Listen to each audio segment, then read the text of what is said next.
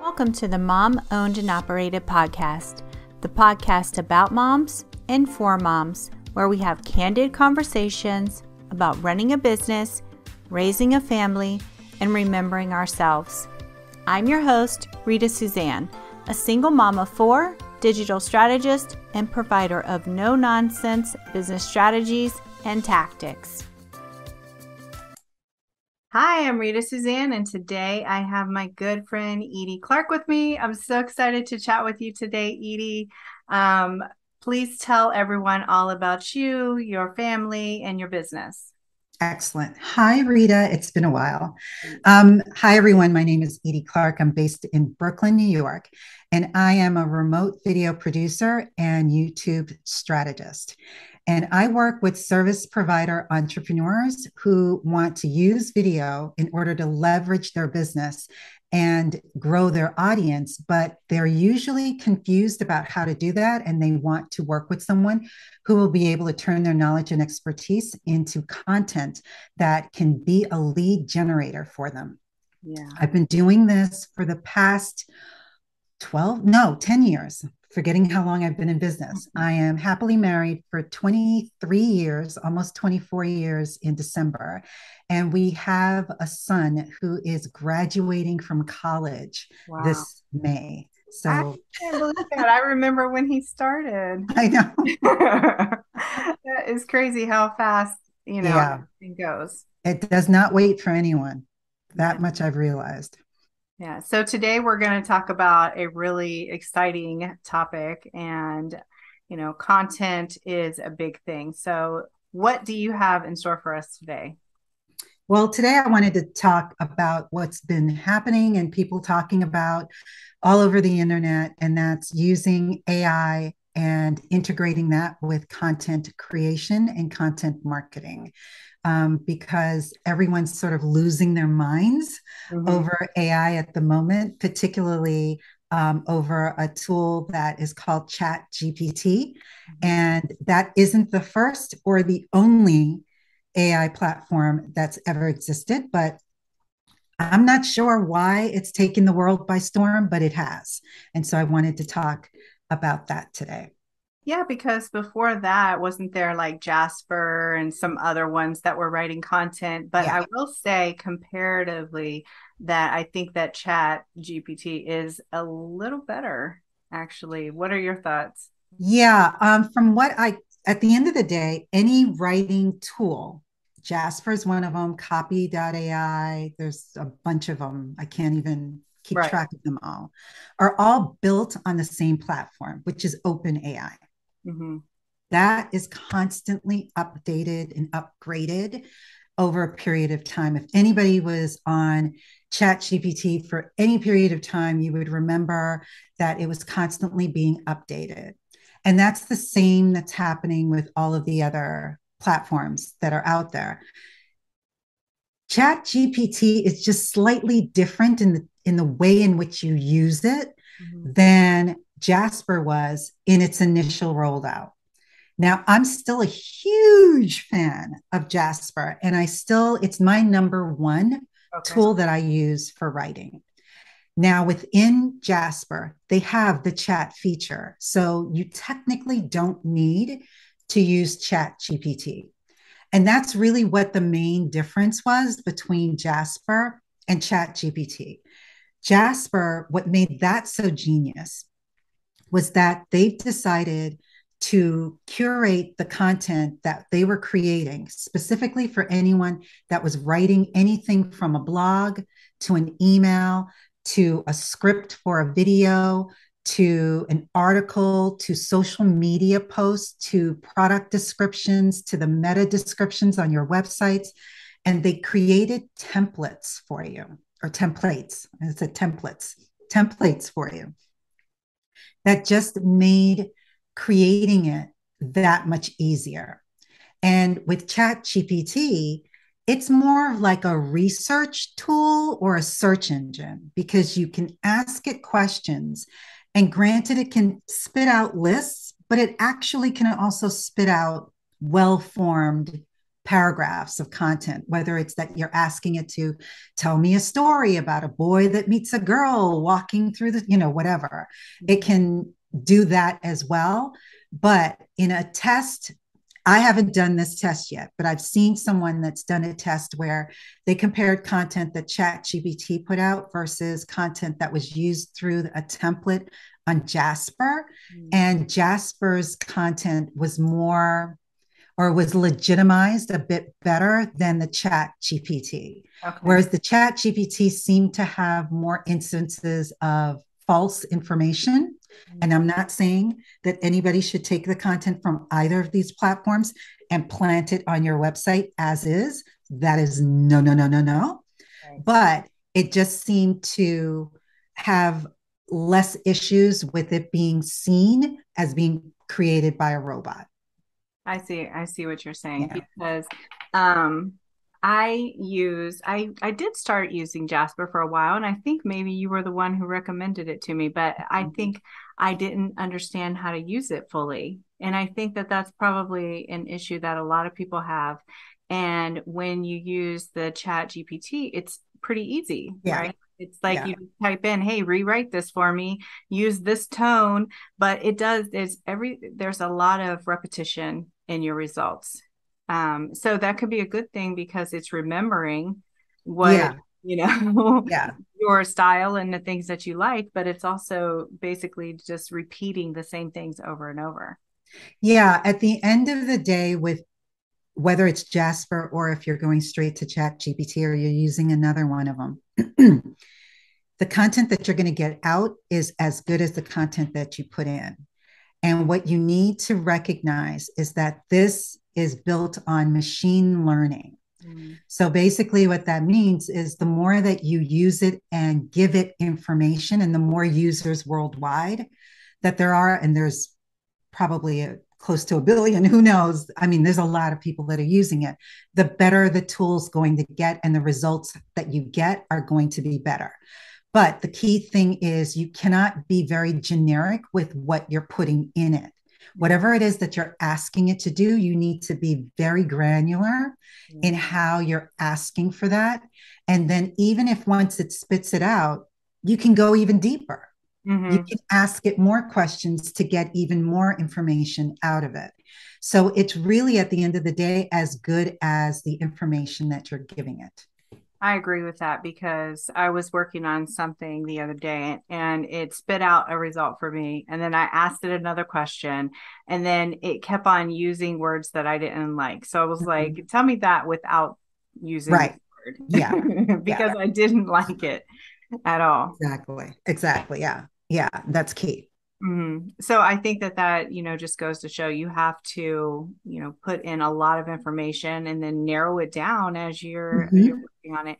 So what are some of your favorite platforms that you use besides Jasper? Do you have any other recommendations? Besides Jasper, I mean, pretty much I can't think of a tool right now off the top of my head that has not incorporated AI into it. So there may not be in the list of some of the things that I will say, they're not necessarily specifically AI tools, but they incorporate AI in them. And that's what I think is what we're going to be seeing moving forward in the future anyway.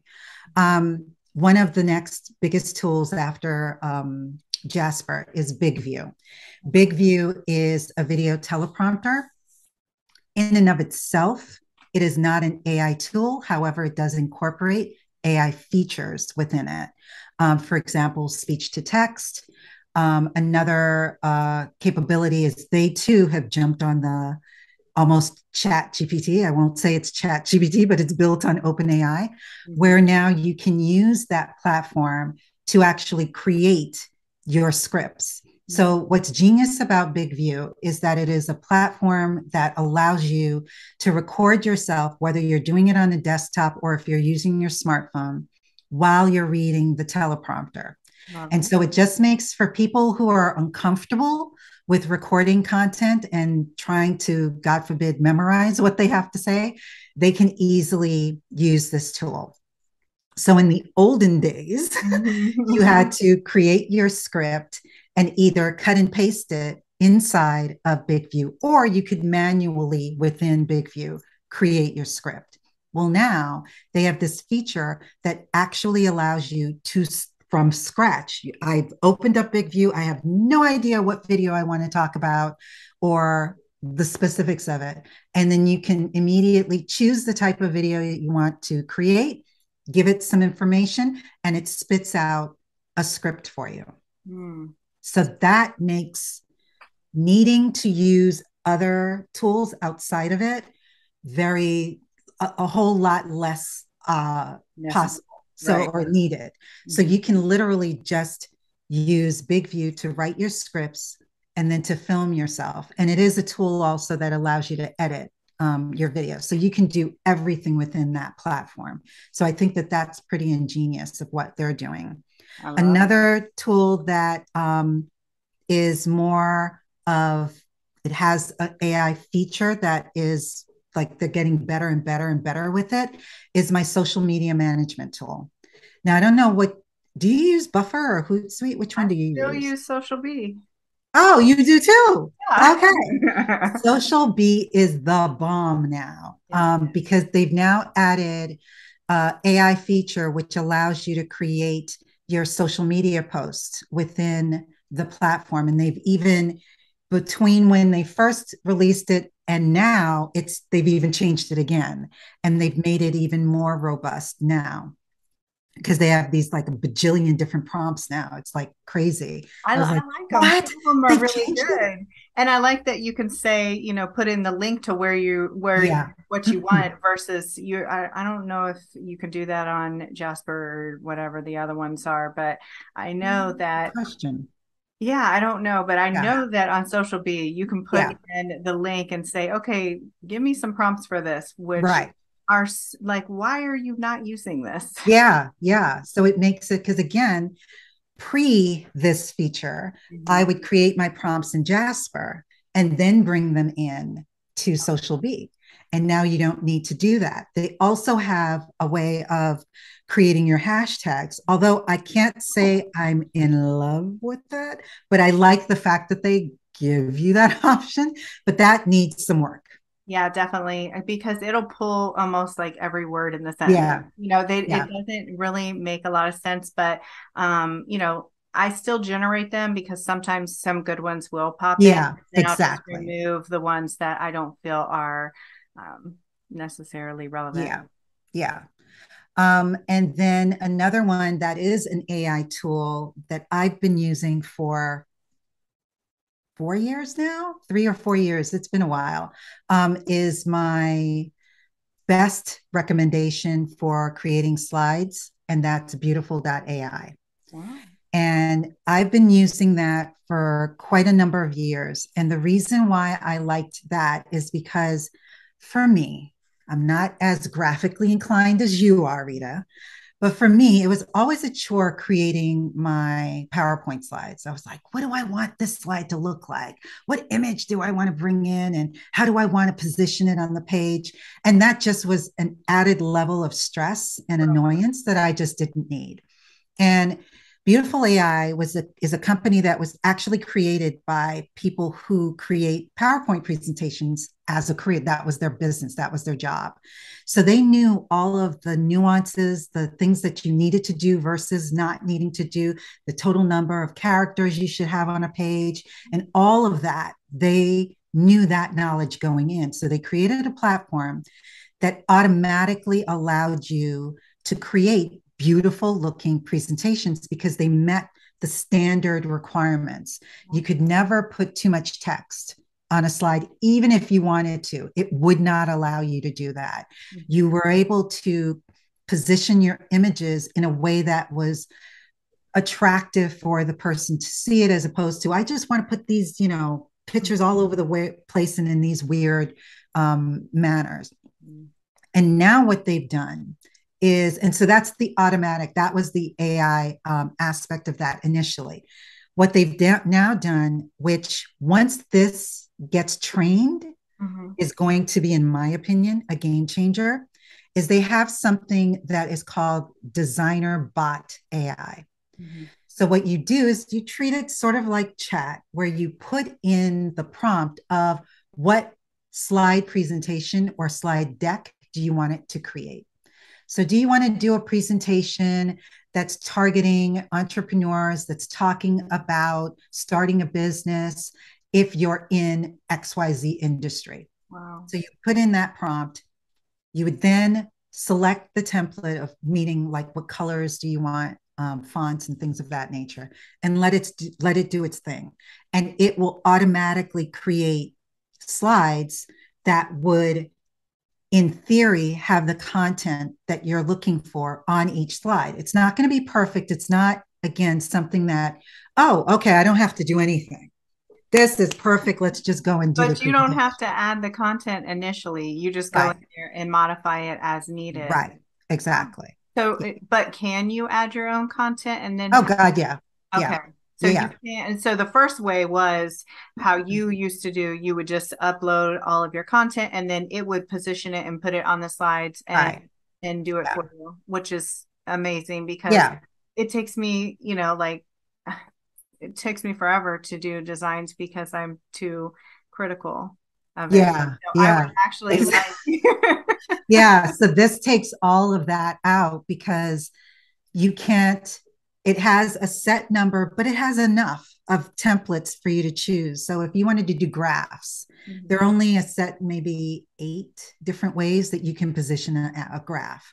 So it just limits it so that you don't have to be like, well, do I want this one versus that one? You don't, it eliminates all of that for you. I like that because I feel like oftentimes people will go outside of like their brand standards, right? And so for them, the standards are, this is the best way that your presentation is going to be received. So we're going to make you stay within these standards. Yes. And I think that that's smart because like some people will just go crazy and put all the things. And I used to hate that when I would. Yeah. And they also have, I haven't played around with this feature yet. And I actually replied to somebody on one of my YouTube videos in reference to beautiful.ai. But they have a feature now where Beautiful AI can be an add-in on PowerPoint.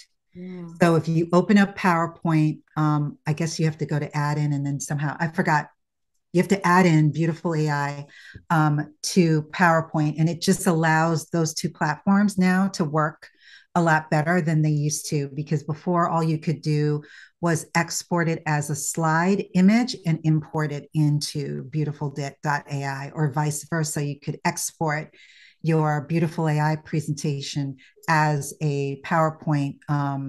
It is editable, but it's not, all of the animation wouldn't transfer over. Yeah.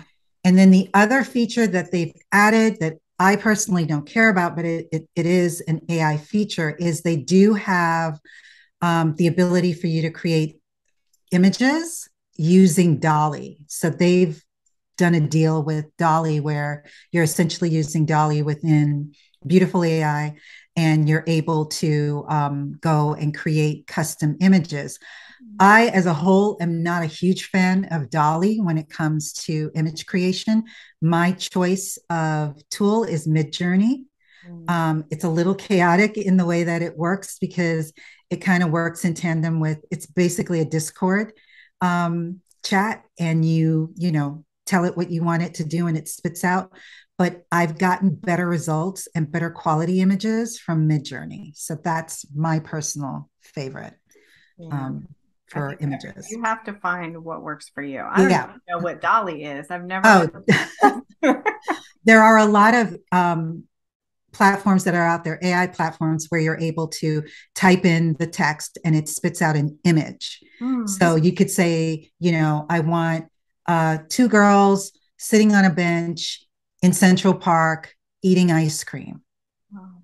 And it will create, and then you have to tell it like what style of video, of image do you want it to be? So do you want it to be realistic? Do you want it to be hyper realistic? Do you want it to be animated? Do you want it to look like a Peanuts cartoon? Like, you have to be very, very specific in terms of the way you want it to look. And then it will spit out that image for you. And that's what I like Midjourney for. Okay. It Because you just can seems to get be a really, higher quality. Yeah, you can be really granular with what you're asking for. What doesn't work with that is sort of similar to ChatGPT or Jasper. Even though they may give you a similar verbal or written response, it is still always different. okay. And they will never, ever, ever give you the same exact response. And that's the same with Midjourney or any of the image AIs right now. For example, with Midjourney, you can get 4 examples of whatever it is that you ask it for. Mm-hmm. All 4 will look completely different. If you then ask for a variation and give me 4 new ones on this one, they're all going to look different. And then if you try to get even granular, like, oh, I want a different color, it's going to look completely different than the original. So you're never going to get the image to look identical to the previous one. Even if you did find one that you loved, take it. Right. You're going to have to then put that in. Do it again. Yeah, put that in Photoshop and try to do whatever you need to do to replicate it.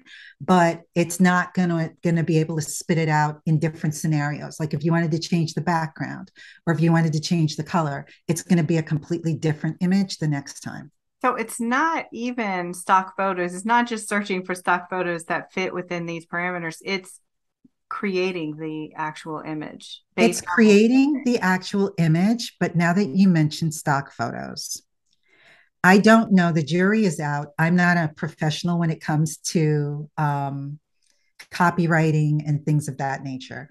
But we have to bear in mind this platform is built on knowledge of the web.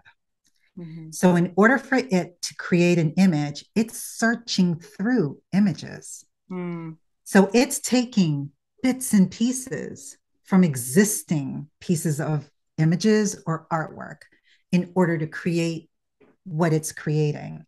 Mm. So technically speaking, it is sort of pulling from the stock images that it's finding online. I don't know. I've not used it like 24/7 for weeks on end to see how much content I can curate, and am I finding that anywhere? I've not exported, which is an idea. I've not exported a video yet and then put it in Google to search to see if that image exists anywhere.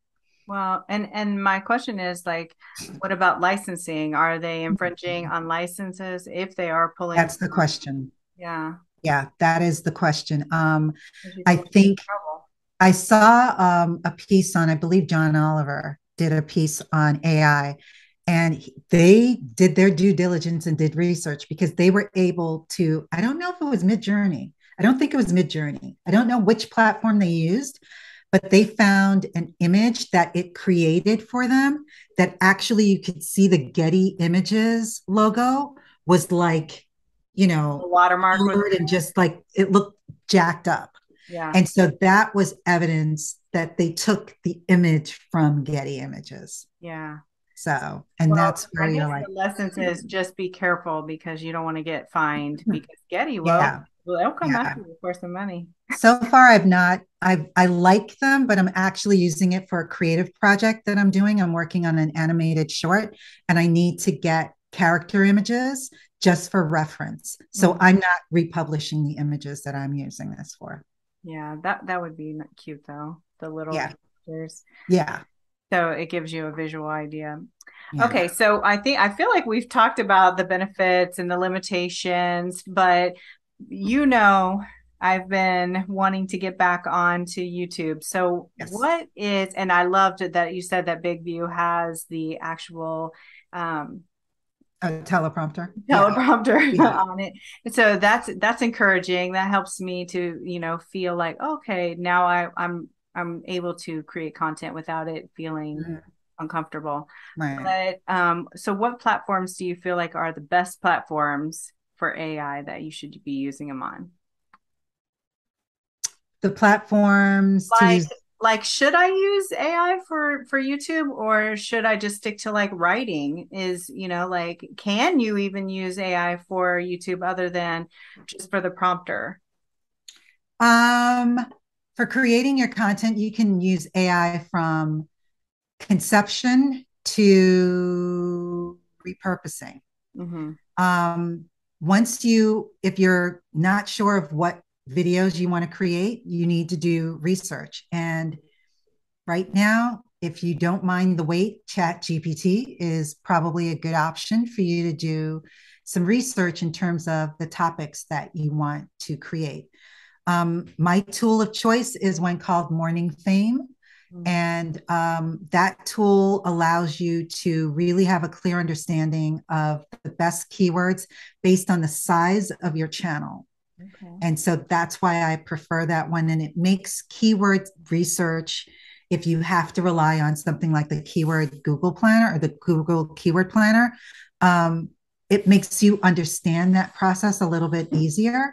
So that is my personal preference in terms of researching. So you can certainly use AI to research the content and go from there and figure out what kinds of videos you want to create. You can also use it for prompts that, whether you're going to do these as shorts or TikTok, or if you actually want to use them for standalone prompts that you're using on social media. For creating, definitely writing your script, whether it's Jasper or copy.ai or whatever your written tool of preferences. And then when it comes to really filming yourself, Big View or anyone like Big View, I like Big View because it has a desktop and an app version. Right. So you can do all of the heavy lifting, if you will, on the desktop, and then everything gets transferred to your phone when you're ready to film yourself. I personally prefer to use the video teleprompter from the phone because it truly does not look like you're reading when you're using it. Because so you can kind of see. Because where the text will come on the screen is where your camera eye is. So the text would come along here, so it doesn't look like you're reading. So that's my personal preference. When it comes to editing, a lot of people probably hate editing more second after they can't stand watching themselves on camera. There are a number of tools that you can use that make editing either easier. That's like Descript or Descript, however you want to pronounce it, makes it super, super easy because you can easily edit just by removing the text in your transcript. But there is a tool that's out there called WiseCut. And that tool allows you to upload your raw footage and it will edit it for you. Okay. Now, the downside, again, everything with AI has a great thing and then it has not yet learned how to differentiate between somebody that does a false start or makes, oops, I made a mistake, let me start over, and one that's just reading the script naturally. Okay. So I'm sure that they're going to work on that and create some way of you filming so that maybe perhaps you say, stop or pause or cut or something so that the AI will know, okay, I can't do anything. Let me wait.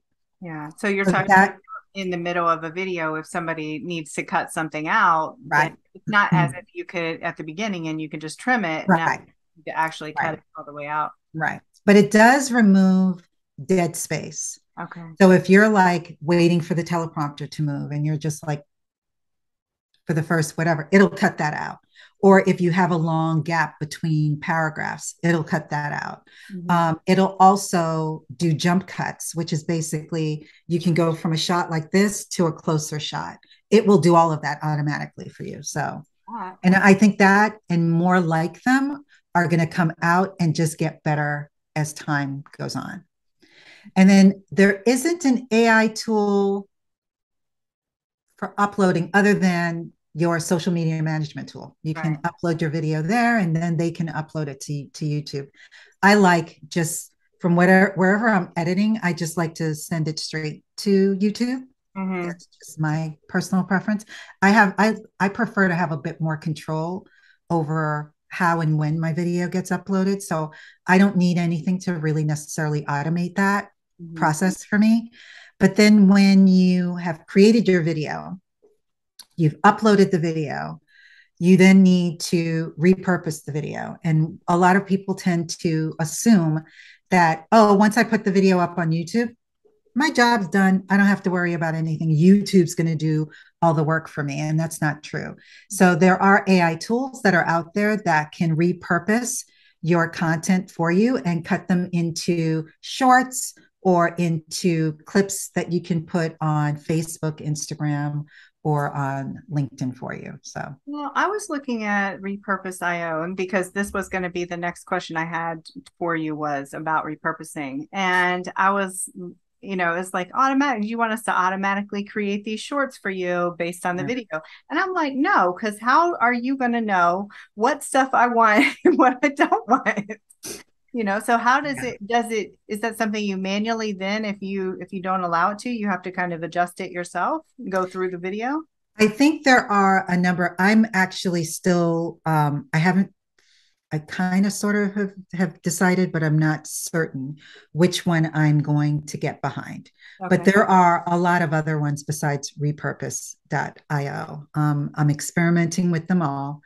And there is one that chooses based on keywords. And so I think that is the better sort of direction to go, because it's going to select the clips that, based on the AI in the background, searching through your transcript and finding your keywords.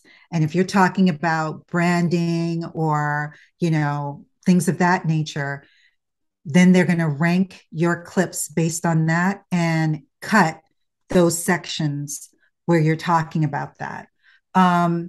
Everything, again, this is still early days, so it's not perfect. So there are the tool that I'm talking about actually does a good job at finding the clips based on the keyword, and they are really good, worthy clips, because that is the purpose of this tool. It's not there to make your clip look glossy. It is there to get the content that they feel is going to resonate with your audience based on the keyword results. So the closed captioning, it looks like the regular ADA standard closed captioning. A lot of people don't particularly care for that. It doesn't give you the option to put in emojis and fun little things like that. And it doesn't give you the option to do like meme looking videos with the black or whatever color bars on top. So every tool is going to be for a different person based on what your specific interest is. But this one, it's called Get Munch, is one that I feel is heading in the right direction, but it still needs work. Right. And I don't even think it offers, I'm not sure if, I think there's some format that they don't do yet. I can't remember. Like a popular form. Yeah. Well, so. I mean, I think that so what do you think let's just wrap it up with, what do you think are the benefits and the pros and the cons of AI in general? AI in general for content creation, the pros are, particularly if you're a solopreneur, if you're just starting out and you don't have a budget to hire anybody, this kind of gives you a back office, or it gives you, assistants. These are your virtual assistants. I guess you think of it that way, because it allows you to expedite the process of doing a lot of the things that are extremely time consuming for us, whether that's sitting down and drafting emails to blast out to our email list, or if it's doing the painstaking social media posts and all of those types of things. So it definitely helps with that. One of the drawbacks on that is that you can't rely on what you get from it to just say, okay, this is perfect, let me just put it out as is. You still need to review it. So think of it as your assistant just did this work for you, and you need to review what they're doing. Right. And you have to be knowledgeable of who your target audience is, so that you can kind of refine these, because you don't want to use the same thing that somebody else is using. Right. And you want it to speak in your voice. So if you don't, and they do have Jasper in all of them. Does chat now? Jasper for sure. I know Social Bee does now. I think Social Bee does. I've used so many different ones, I can't even remember now. But they offer the opportunity for you to select the tone that you want to use for your content. But besides tone, is that the way you speak? And if it's not, then you need to go in there and you need to tweak it so that it sounds like you. Right. And so that's the drawback. I don't know if that'll ever get cleared up, because that means that every single human being that uses these tools, it will have to identify and know, okay, it knows that Edie's asking this. Well, Edie speaks this way, so let me spit out that result. I don't know if it'll ever get to that, but you certainly, at this point, you can use it for the purpose of helping you create the content quickly, and then you can then tweak it. I use it for writer's block. I cannot start anything from a blank sheet of paper or blank screen. Oh. I need to get something to get an outline or something. Yeah, I need something. Yeah. I do better at editing versus just starting from nothing and just I'm staring at and then I'm moving on. I think that's been the reason why I've not been consistent in a lot of content creation. So I think that something like all of these tools could help you definitely with your consistency, staying on task with, what you say you're going to do. Yeah.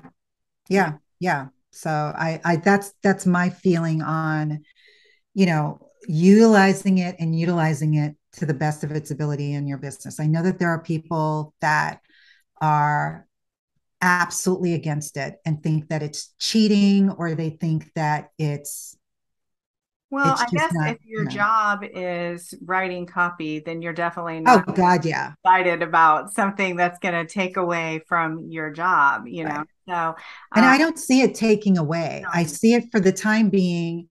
If somebody cannot afford to hire a copywriter, why are you begrudging them the ability for them to write copy?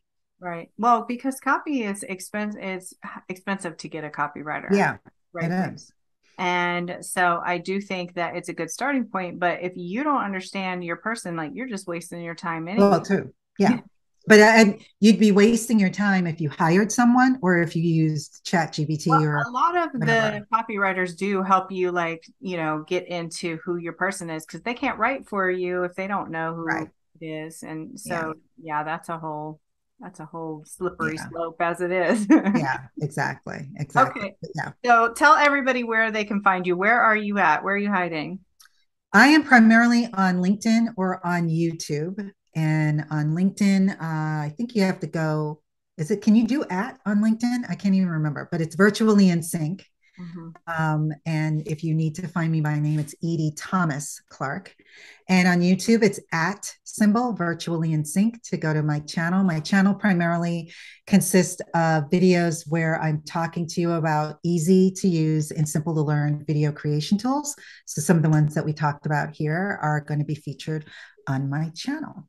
Yay, thank you. And then you can go to my website, edieclarke.com. Yes, the website, of course. That's where they can learn all about how they can hire you. Yes. Yeah. And say that again, edieclarke.com, right? Yes, and it's Clarke with an E, and it's Edie with 1 D. It's not Eddie. I remember you telling me that that somebody said they still to this day, even though I have my name phonetically spelled, they'll still say, "Hi, Eddie." I'm like, nah, that's Edie. Yeah. Well, people call me Suzanne all the time too, and and I don't understand that, because it doesn't come first. So I don't understand, but it's okay. Thanks for jumping on and talking. Oh, you're welcome. Appreciate it. It's been a pleasure. Yes, it's been fun. Good to see you.